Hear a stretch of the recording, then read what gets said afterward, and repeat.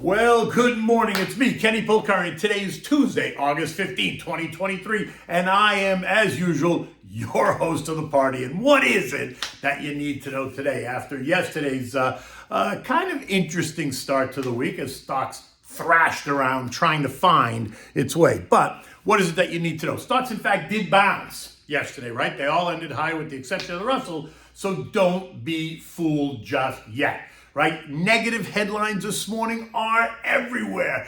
Negative headlines out of China, out of Russia, out of Argentina, out of the UK, out of the US, right? The dollar index surged yesterday, taking it right up to the resistance trend line, a level I identified in yesterday's note, and the commodity complex is under more pressure. Treasuries remain steady on the back of all this action, and do not let the political drama that's happening all around us affect or make any of your decisions. And what are we having for dinner tonight? We're having the veal, and this is like a veal polpettone, which is like a veal meatloaf. It is delicious. Okay, so like I said, stocks really thrashed around on Monday, right? As investors attempted to sort it all out, right? Tech now taking center stage after its 7.8% decline over the last 3 weeks, right? Some individual names suffered even more over the last 3 weeks. Names like Meta down 7%, Apple down 10%, Microsoft down 11%, Netflix down 12%, Nvidia down 19%. ARC down 16%. But yesterday, those were all the names that found buyers. Meta up 9/10, Apple up 1%, Microsoft up 1%, Netflix up 1.5%, ARC up 0.4%, right? In fact, anything tech was up on the day. The XLK was up 1.6, the semis were up 2.8, artificial intelligence up 3%, cybersecurity up 0.6, robotics and automation up 1.1%. US Steel was the day's winner, right? Surging by 36% to end the day at 31.08. After Cleveland Cliffs made an unsolicited bid for the company that was rejected, as the company said they had multiple offers. So expect more fireworks in the days ahead surrounding U.S. Steel. And there was no economic data yesterday to drive the action, so it was all driven by the sentiment and bargain hunting and that knee-jerk reaction to the recent weakness that I think is not over yet. And I've been saying that for a while now. And while the indexes did end the day higher, don't be fooled.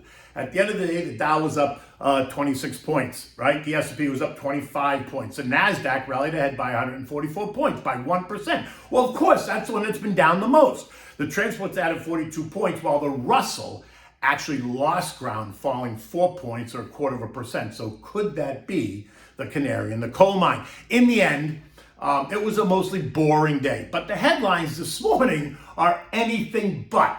And that is causing European markets to sell off. All those markets are down by 1% plus, and U.S. futures are down as well. At 6 o'clock this morning, the Dow was down 180, the S&P is down 20, the NASDAQ down 55, and the Russell down by an additional 9 points. Negative Chinese headlines all over the place, right? And they run the gamut. There's that large wealth manager apparently in trouble. There's that private real estate developer apparently in trouble. And then there's the Chinese economy, which is apparently circling the drain, right? Forcing some big American companies to become more cautious as they become more pessimistic about the post-pandemic boom that was supposed to happen in China, right? The story in the Wall Street Journal this morning puts it this way. China's worsening economy is hurting corporate America. Caterpillar and DuPont are among the big companies lowering expectations for a post-COVID-19 boom. It goes on to say the companies embedded in China's ailing manufacturing, construction, and export industries are reporting weaker sales. In some cases, they are warning of further trouble to come as growth grinds to a near halt and the economic readings remain dour.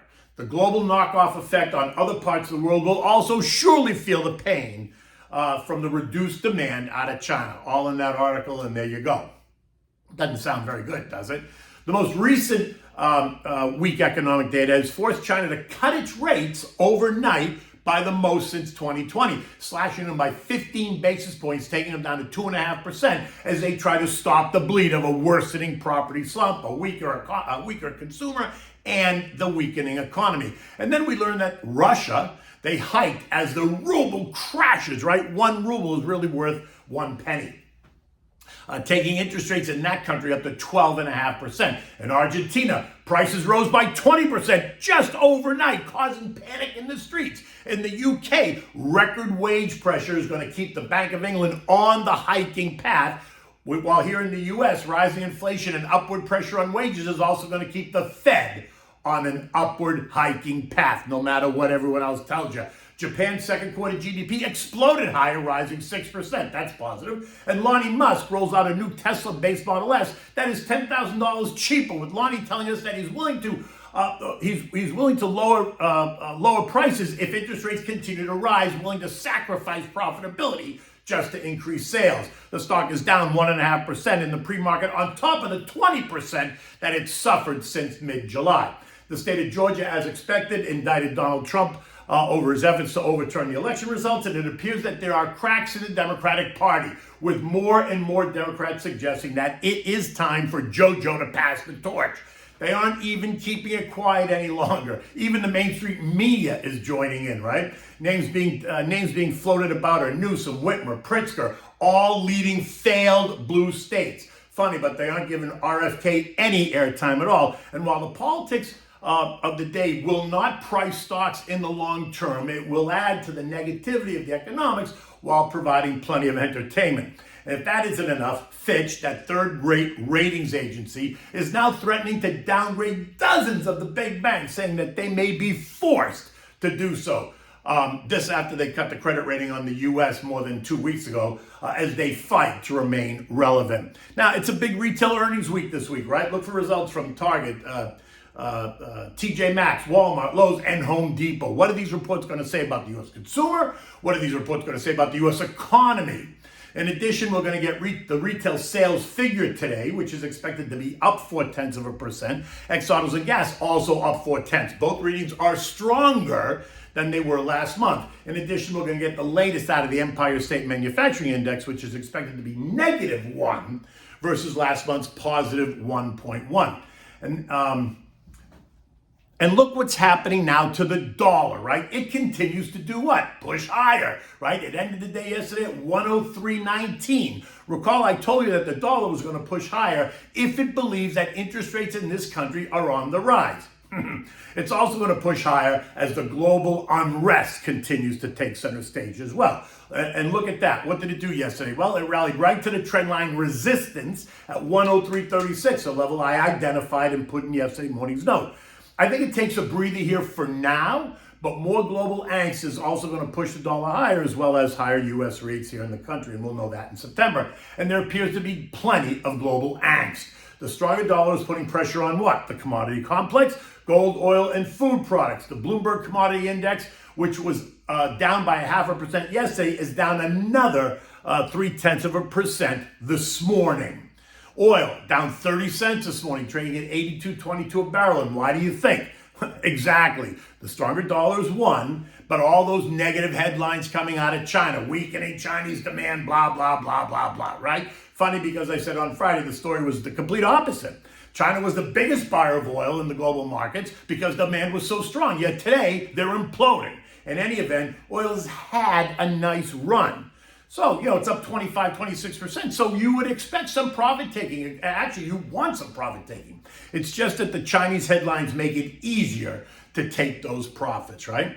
Now, as you would expect, gold also came under pressure as a result of the stronger dollar. It fell $7 yesterday, and it's now already down $9 this morning, which is a bit curious to me, right? Yes, the stronger dollar is one reason, but all the global angst and unrest should actually put a floor under gold, right? But sometimes it's just better to step aside and let it do what it's going to do until it finds its level, not standing in the way to get run over by the train, right? We're now below all three trend lines, and it looks as if gold now wants to test 1900.